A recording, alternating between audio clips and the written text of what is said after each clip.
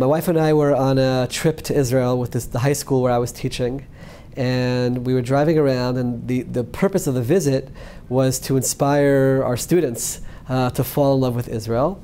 We always loved Israel. We visited Israel, and there was a moment actually in time when the bus was making its way up to Jerusalem, and they were playing Jerusalem of Gold in the background, and all of a sudden I think both of us felt very emotional, and we looked at each other. We said we have to move to the Jewish country. If God has given us this gift, this is where we belong, and we decided to make the jump and come.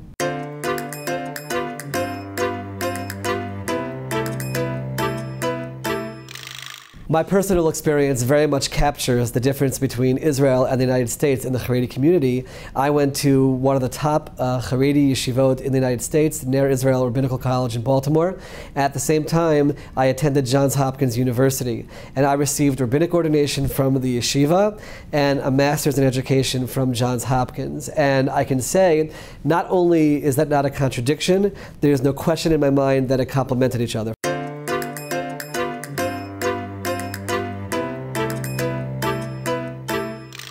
This is something which I believe can revolutionize Israel. That young men should be fervently Orthodox, be Haredi. No one is asking anyone to be less religious, be completely committed on every level, become Talmudic scholars of the highest caliber, and let's see them in the highest levels of academia in Israel, and then reaching the highest levels in their careers and in the workforce in Israel. That partnership will transform Israel for the better and really will help Israel fulfill its mission as a light unto the nations.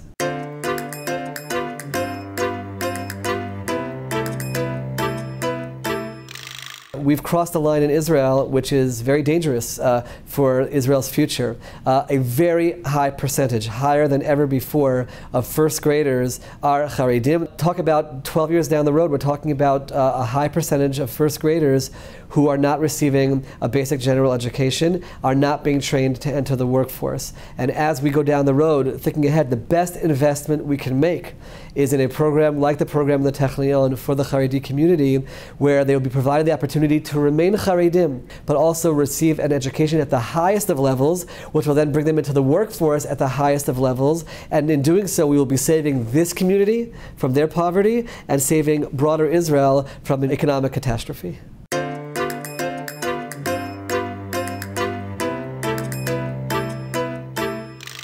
It's very important to understand that the young men from the Haredi community who do go into academia and do go into the workforce are very brave and very courageous, because the pressures in their community are against them doing so. And therefore, those who are coming from a position of weakness, both economically and socially. And it's critical that those who identify with what they're trying to do, what the Technion is trying to do, come and help and provide them with the assistance which is necessary for them to succeed in this program. I can think of no greater investment for the future of Israel.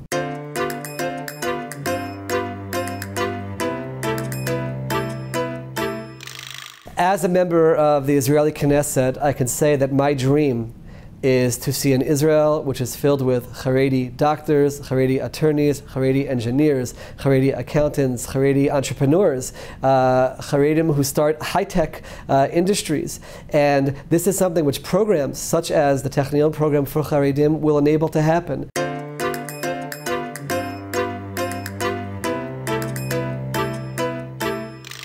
As someone who studied in Johns Hopkins University, I understand high-level education, and to know that we can reach a point where Haredim are studying in the Technion, which from my perspective is the MIT of Israel, this is something which will create a revolution in Israel and the Haredi society, and will only help the Haredi world, broader Israel, and the entire Jewish world.